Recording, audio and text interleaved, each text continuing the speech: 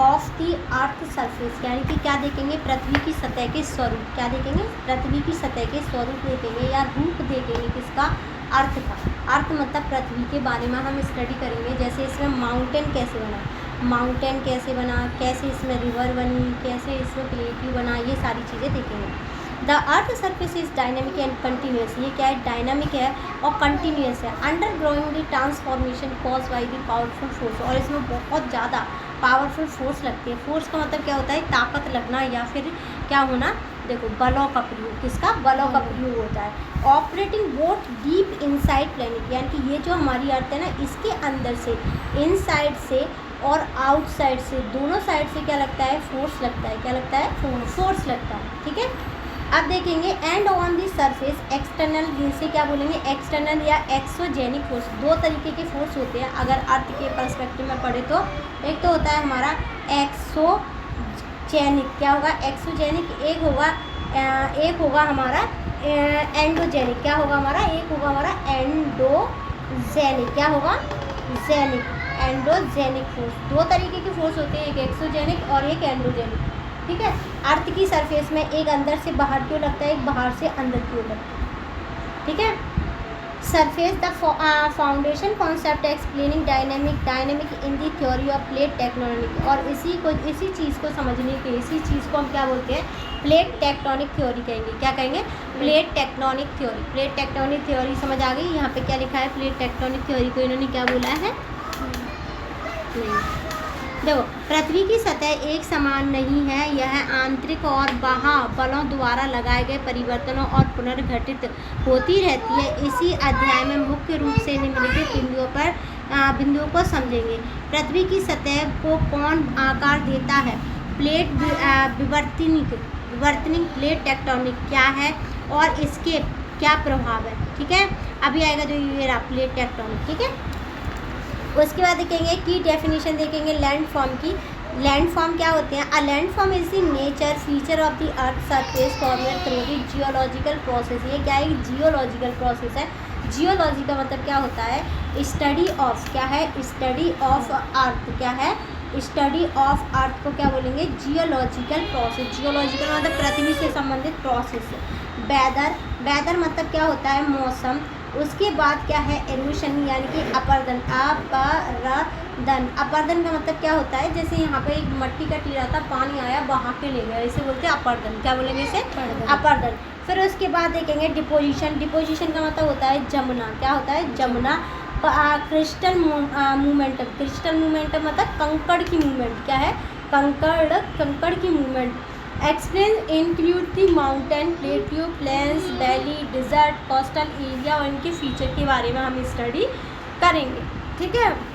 अब अर्थ interior surface या plate tectonic process के बारे में पढ़ेंगे।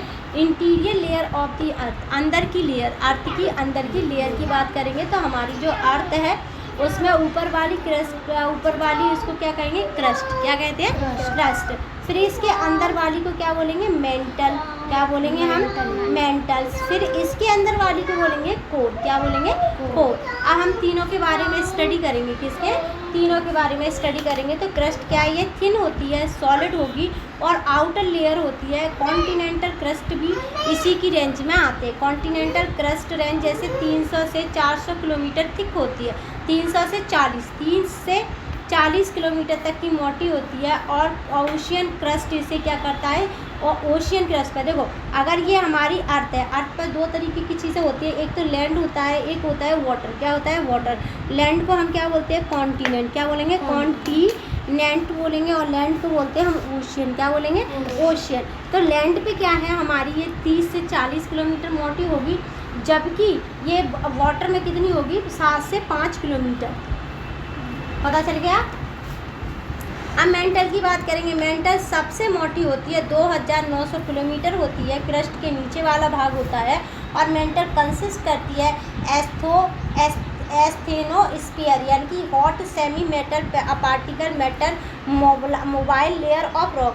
जो क्रस्ट होते हैं वो रिजिड होते हैं, अपर मेंटल में टुगेदर करते हैं, लिथोस्फीयर को बनाते हैं। किसको बनाते हैं, लिथोस्फीयर को, ठीक है। लिथो मतलब क्या होता है, पत्थर, और स्फीयर का मतलब क्या होता है, घेरा। लिथोस्फीयर को बनाते हैं 100 किलोमीटर तक। अब कोर की बात करें, सबसे लास्ट वाली जो लेयर होती है वो होती है, और इसमें होते हैं फ्लूइड। फ्लूइड का मतलब क्या होता है? तरल। क्या होगा? तरल। जैसे कि गन्ने का जूस होता है, जैसे मैंगो का जूस होता है, ऐसे लोहा, निकल, क्रोमियम मेटल जितनी भी है सारी मिक्स होती है और लावे की तरह होती है। कैसे होती है? लावे की तरह।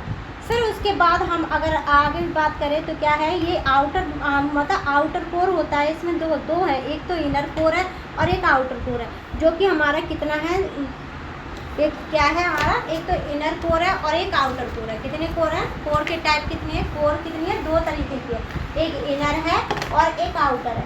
ये 2200 किलोमीटर कंपोज होती है मेनली लिक्विड से। लिक्विड होगा जिसमें आयरन और निकल से मिला हो। ये क्या है? दोनों मेटल है, ठीक है। ये पिघल जाती है गर्माहट में, और जैसे हम पृथ्वी के अंदर जाते हैं ना तो गर्मी होती है पृथ्वी के अंदर। क्या होती है? गर्मी होती है। उसके अलावा सॉलिड होती है और एक्सट्रीमली डेंस होती है। क्या? इनर। ये बहुत ज़्यादा सॉलिड होगी, 1250 किलोमीटर तक होती है, और इसकी रेडियस क्या लिखा है? रेडियस। अच्छा, रेडियस क्या होती है इस कोर का? क्या होगा? ये वाला हिस्सा, ये आधा हिस्सा, ठीक है। दूसरा पूरा करेंगे तो हमारा कितना होगा? इसका दुगना। और ये हॉट स्प्रिंग मेटल बॉल की तरह होती है। इतना ही रोकना सुना। Theory of the plate tectonic में जाएंगे तो प्रपोजल का मतलब क्या होता है? इसे अनाउंस करना या कहना। WJ मॉर्गन ने दिया था, और ये थ्योरी क्या थी? पोस्ट थी अर्थ लिथोस्फीयर के बारे में। लिथोस्फीयर का मतलब क्या होता है? जो जितनी मोटी, क्या है? मोटी जो परत बनी हुई है। क्या है? मोटी जो परत बनी हुई है ना, जो हम कहते हैं जैसे पृथ्वी कहते हैं। क्या कहते हैं इसे? पृथ्वी कहते हैं। क्या कहेंगे जिसे? पृथ्वी। उसमें जितनी भी मिट्टियाँ होंगी उसे क्या बोलेंगे हम? लिथोस्फीयर बोलेंगे। क्या बोलेंगे इसे? लिथोस्फीयर बोलेंगे। उसके अलावा ब्रोकन हुई बहुत सारी रिजिड स्लैब में। किसमें? रिजिड स्लैब में। किसमें हुई? रिजिड स्लैब में। रिजिड स्लैब यानी कि मोटाई में, और इसे हमने बोला प्लेट टेक्टोन। अब देखो नहीं समझ आया ना, इसका मतलब क्या है? पत्थर का बड़ा सा टुकड़ा, ठीक है। क्या है? पत्थर का एक बड़ा सा टुकड़ा। किन्नू पैसे दे रहे हैं। फिर उसके बाद देखेंगे ये प्लेट्स क्या हैं? फ्लोट करती हैं। क्या करती है? फ्लोट यानी कि तैरती हैं, मूव करती हैं एक से दूसरी जगह जाने में, और कुछ सेंटीमीटर बरसाल में सेमी मेटॉलिक एस्थेनोस्फीयर। अब इसका मीनिंग समझना बहुत अच्छे से। देखो मैंने क्या बोला कि कोर क्या है? नीचे वाला जो कोर है वो क्या है? मेल्ट है। मेल्ट होकर के क्या है? पिघल रहा है। पिघल के उसमें बहुत सारी चीज़ें हो। पहला मैंने बोला कि कोर है, उसमें मैंने बोला कि एक बहता हुआ कोर है। बहता जिसमें निकल और लोहा जो है, आयरन, वो क्या है? उसका लावा बना हुआ है। अब उस लावा के ऊपर जो प्लेट है ना, वो हमारी प्लेट जो उसकी लावा से भी और ऊपर आ जाएंगी। 7 मेजर प्लेट है और माइनर प्लेट भी कई हैं। तो उन प्लेटों पे कॉन्टिनेंट बनाए। क्या बनाए? कॉन्टिनेंट यानी कि जमीन उन्हीं प्लेटों पर। जब उन प्लेटों में क्या होता है? टकराव होता है, या एक से दूसरी जगह जब वो जाती हैं तो क्या होता है? भूकंप आता है। क्या आता है? भूकंप। प्लेट टेक्टोनिक थ्योरी समझ आ गई। फिर उसके बाद देखेंगे टाइप ऑफ टेक्टोनिक। देखेंगे कॉन्टिनेंटल प्लेट यानी कि हमारे पास 7 कॉन्टिनेंट है, तो इनकी प्लेट आपस में टकराएंगी, ठीक है। ओशियन प्लेट यानी कि ओशियन जो हमारे पास 5 है वो, और मिक्स। कभी ओशियन और कॉन्टिनेंट आपस में टकराएंगे, कभी क्या है? ओशियन और कॉन्टिनेंट आपस में टकराएंगे, तो उसे बोलेंगे मिक्स वाली। मेजर टेक्टोनिक प्लेट की बात करें तो Pacific plate, Eurasian plate, African plate, North American plate, South American plate, Indo Australia plate और अटलांटिक प्लेट। ड्राइविंग मैकेनिज्म देखेंगे, कन्वेंशन देखेंगे। करंट, अगर प्लेट मूव करती है, पावर करती है, कन्वेंशन करती है करंट के साथ। क्या करती है? करंट का। अब करंट क्या होता है? लहरें होती हैं। क्या होती हैं? लहरें होती हैं। करंट क्या होता है? लहरें। क्या होंगी? लहरें होंगी। जैसे ये कहाँ होंगी? मेंटल में होंगी। कहाँ होंगी? मेंटल में। मेंटल मतलब क्या होता है? देखो प्लेट मूवमेंट क्या है? पावर करती है कन्वेंशन करंट से, और ये मेटल में होती है। अगर एक्सट्रीमली हॉट अर्थ की बात करें तो उसमें कोर में, और मेटल एंड दी मटेरियल कुछ नहीं बोला गया है। इस वाले एरिया में ये बोला गया है कि किस तरीके से एक्सट्रीमली हॉट होती है हमारी कोल्ड, और जो मेंटल है वो कम हॉट होती है। क्रस्ट बहुत कम हॉट होती है, यानी कि गर्म। पता चल गया। अब यहाँ से एक बार पढ़ के बताती हूँ। In the mantle to the heat up and expand rise, यानी कि जैसे हम गर्म करते हैं किसी भी चीज़ को, क्या हो जाती है? मतलब बढ़ जाती है। बढ़ने के बाद क्या होगी? ये फैलेगी। इसे क्या बोलेंगे? Rice cold and the lithosphere. और लिथोस्फीयर कैसी हो जाएगी? ठंडी।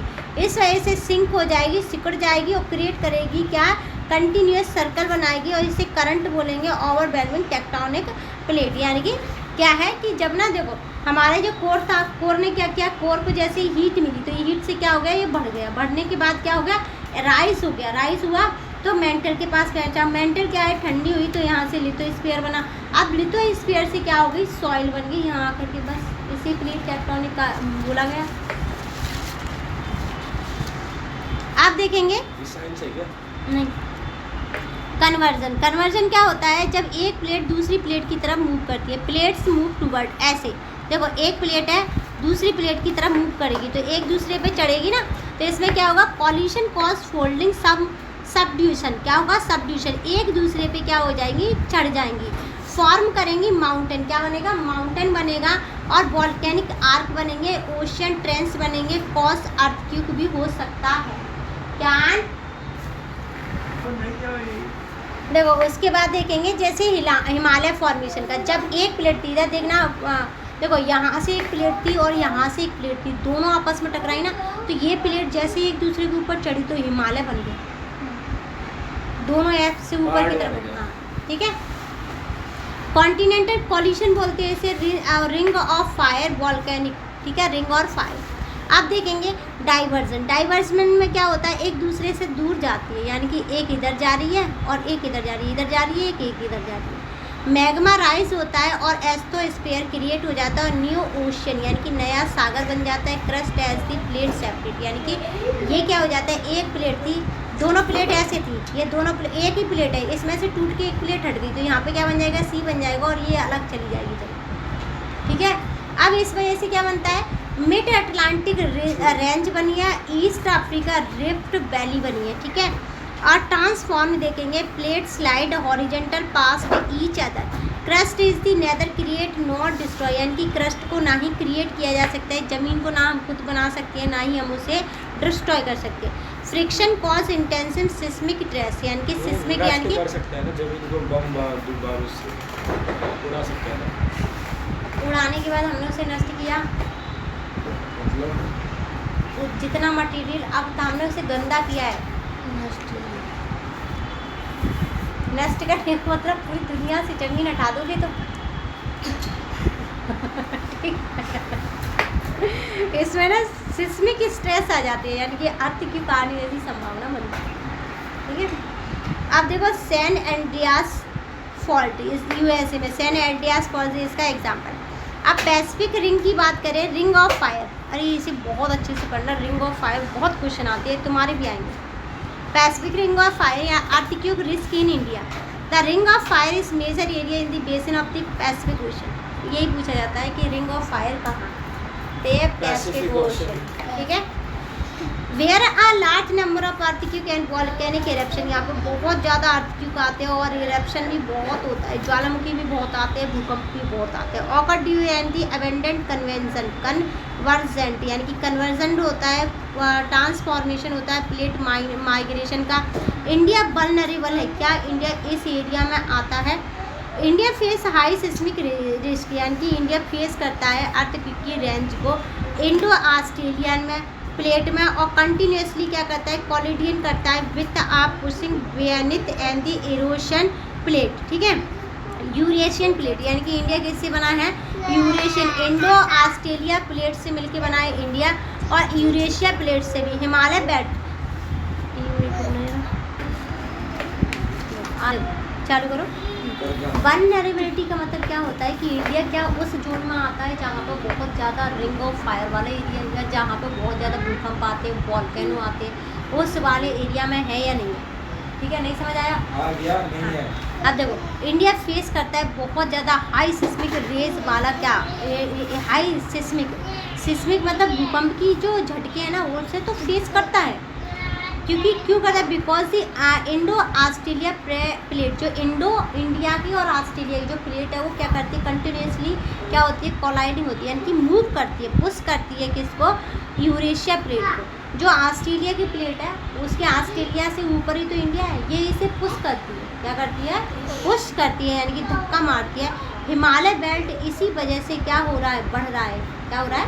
देखो Himalaya belt and part of western India, देखो वेस्टर्न इंडिया जो हमारा वेस्ट इंडिया कौन सा है? ये वाला एरिया और ये वाला एरिया दोनों ही बढ़ रहे हैं। कच्छ जो कि गुजरात में 2011 में यहाँ पे आर्टिक्यू को देखा गया, 2001 में बहुत बड़ा आर्टिक्यू आया था भाई, बहुत बड़ा, ठीक है।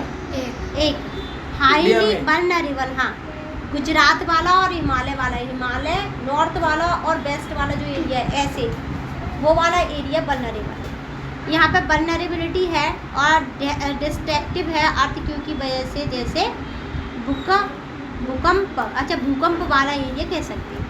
हिस्टोरिकल इंसाइट देखेंगे, यानी कि म्योड देखेंगे वॉल्केनोस, ठीक है। एंशिएंट इंडिया के ऑब्जर्वेशन की बात करें तो बारहमासी क्या है? बारहमासी क्या है? क्या लिखा है ये? बारहमासी नाथ के नहीं, बारहमासी का लिखा है। अभी तुम पूछ रही थी ना बारहमासी का है। बारहमासी की बृहद संहिता क्या है? बारहमासी ने जो बृहद संहिता लिखी है उसमें अर्थ को क्या बोला है? भूकंप बोला गया है। और एट्रीब्यूट था ये किसका? फिजिकल और एटमॉस्फेरिक प्रेशर को लिंक करता है 4 एलिमेंट में, जैसे वायु, अग्नि, इंद्र, वरुण। ये क्या है? इस बुक में लिखे गए 4 एलिमेंट क्या है जो कि किसे, जो भूकंप को इन्फ्लुएंस करते हैं? वायु, वर्षा, बादल और हाँ। भरतंग मुद वोल्केनो, इंडिया क्या है?